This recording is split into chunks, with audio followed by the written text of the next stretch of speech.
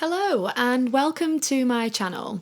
I'm Sarah and today I'm going to be doing a reading for the Sagittarius personality for the week ahead from Monday the 15th of April. So I'm going to be looking at general themes, I'm going to be looking at what's coming up for you, potential challenges and things to look forward to and how to navigate these energies. So, I've already pulled the cards. I'm using the Aleister Crowley Thoth deck. And without further ado, I will get started with some of the themes that are coming up. Okay, so I'll show you the cards first. We've got Five of Swords. So just having a look, seeing what comes through intuitively for you. We've got Seven of Cups. And we've got 10 of Wands. Okay, so I'll be honest, it doesn't look easy this week for you. Now, I don't ever think that there is such a thing as a bad card, but I think that there are definitely challenging cards, and all of these do speak to some challenges. And it feels very much in the realms of... honestly, the one that's jumping out to me the most is the 10 of Wands. So it feels like either this week that's coming for you is that you may be taking on too much here.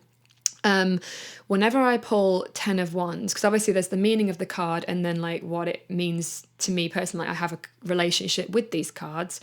It's usually like, where am I oppressing myself? Where am I being really hard on myself? Where am I bullying myself? Where am I putting unnecessary pressure on myself? And that feels like very much a question that you're being asked this week of like, where are you being really hard on yourself and maybe working too hard, like holding too many responsibilities, juggling too many things?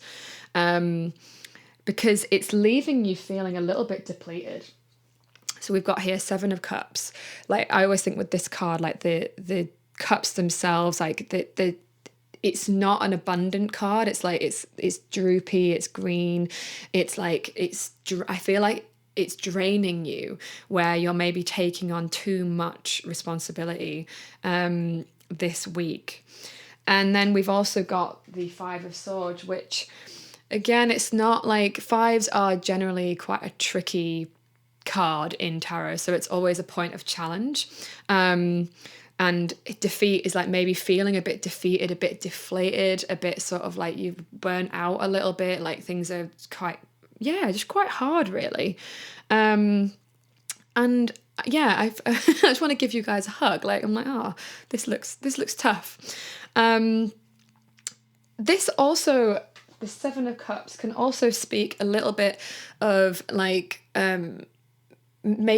having too many choices, having sort of feeling a little bit analysis paralysis, feeling sort of like overwhelmed by things.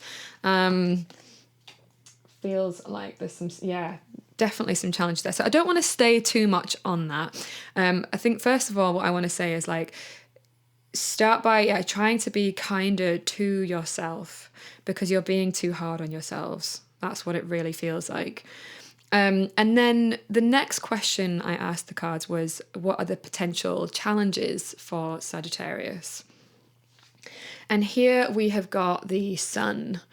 So this card speaks of like, optimism, hope.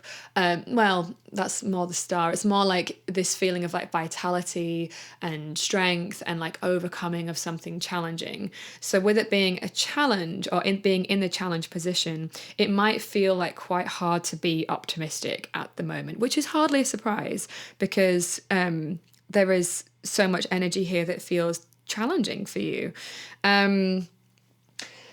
Okay, and then the next question I asked the cards was, what is the best part to look forward to?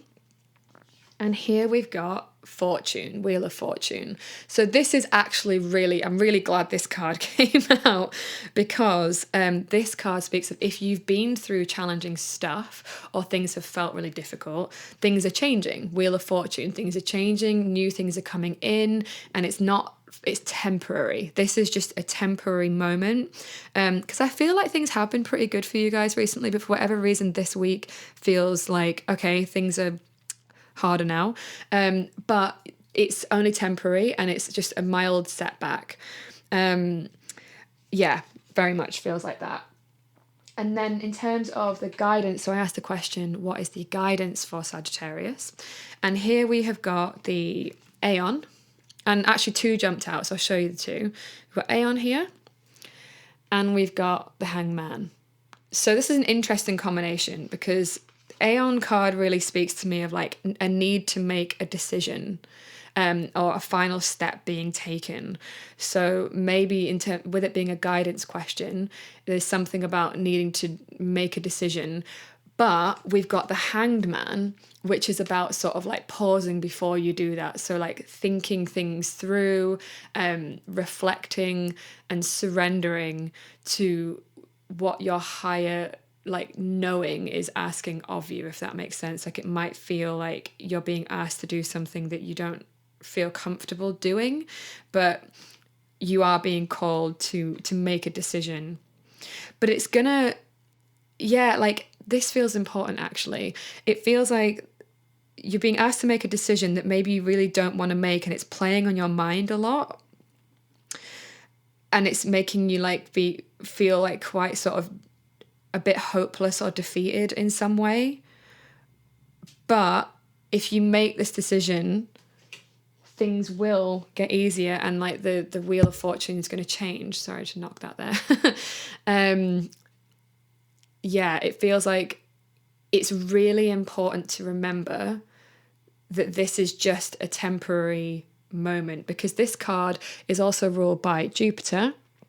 And Jupiter is the planet of abundance, hope, optimism. And you have to remember as well, like after the fives, so 5 of Swords, comes the 6s, and 6s is like success after labor, success after challenge.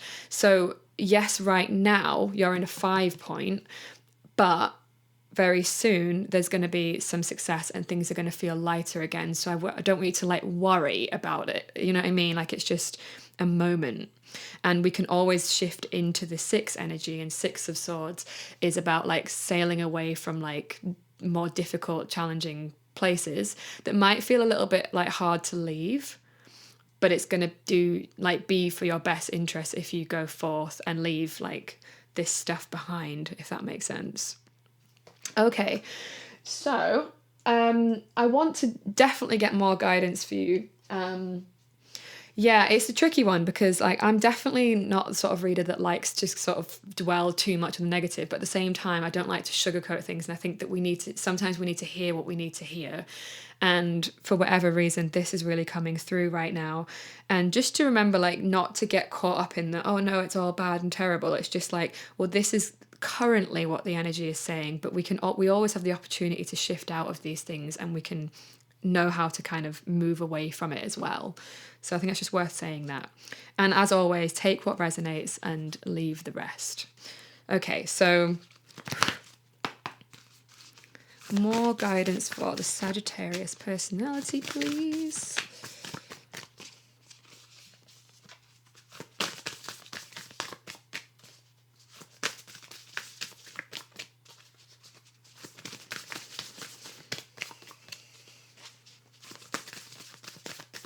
Peek ahead.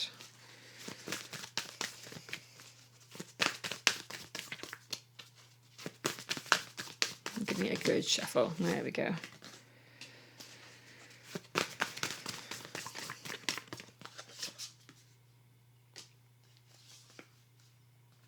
Yeah. Okay. So first, this has come out for every reading actually this week, which is really interesting. Like, I'm not joking, nearly every single one. So we've got here, align your life. What is not aligned or needs to change? This feels really important actually. Like, some of this heaviness is because there's things in your life at the moment that are not serving you.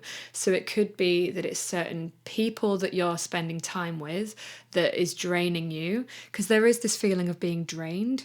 But it might not be people. It could also just be like situations that you're in. So like in a job situation that you're not happy in, that's like draining you and it's not aligned for you anymore. It could also be certain health like behaviors and patterns that aren't serving us anymore and not conducive to the person that we're trying to become.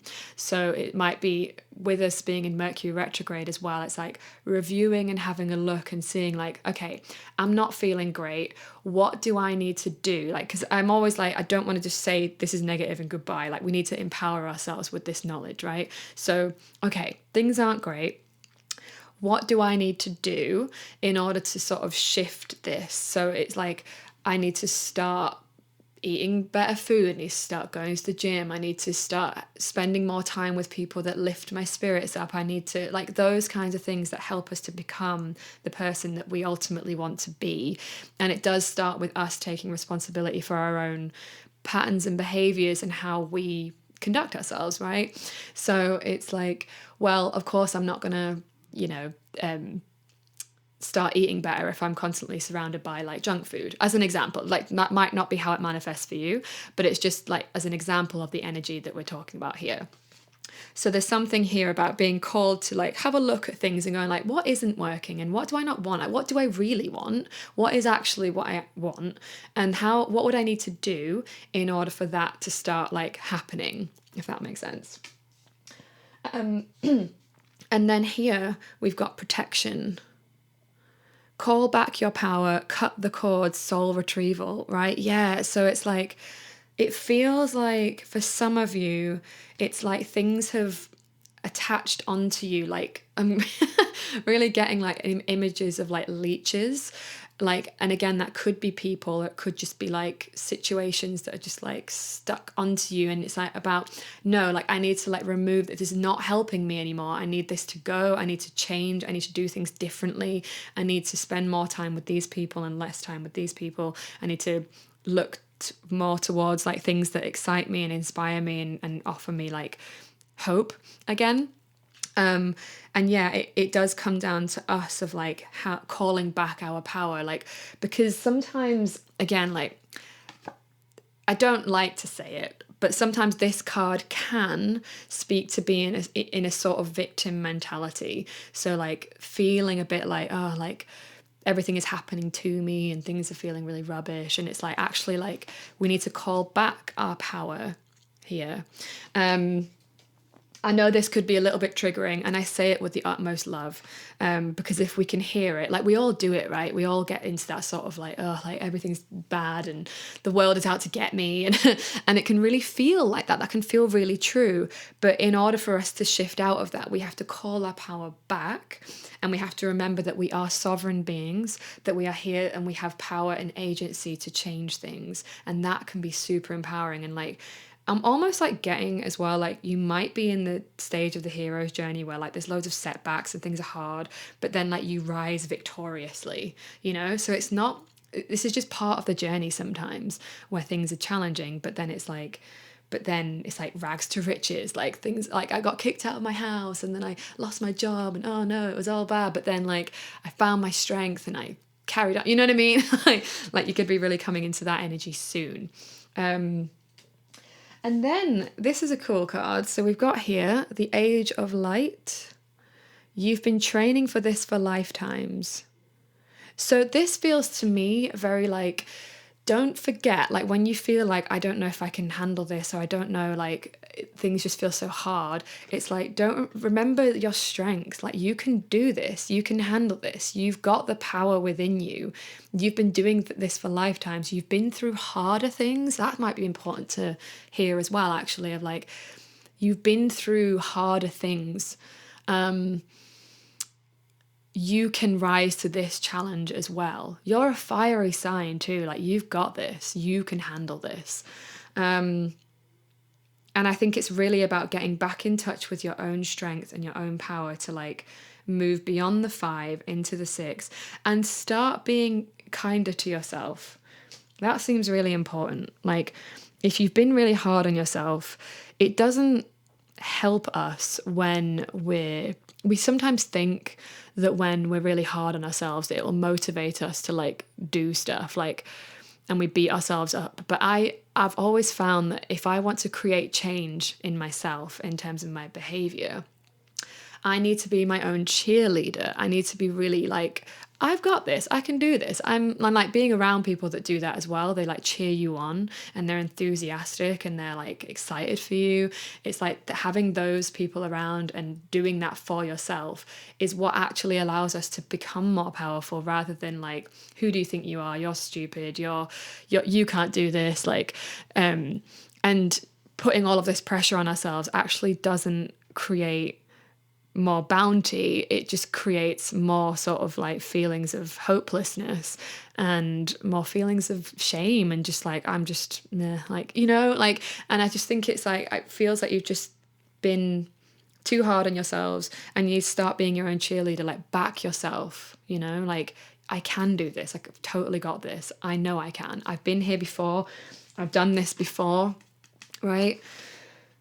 You have got this. And we love you, and I love you, and I hope that this, while might feel uncomfortable, is ultimately the thing that helps like remind us like, oh yeah, like we are sovereign and powerful and we have got this and we're good. And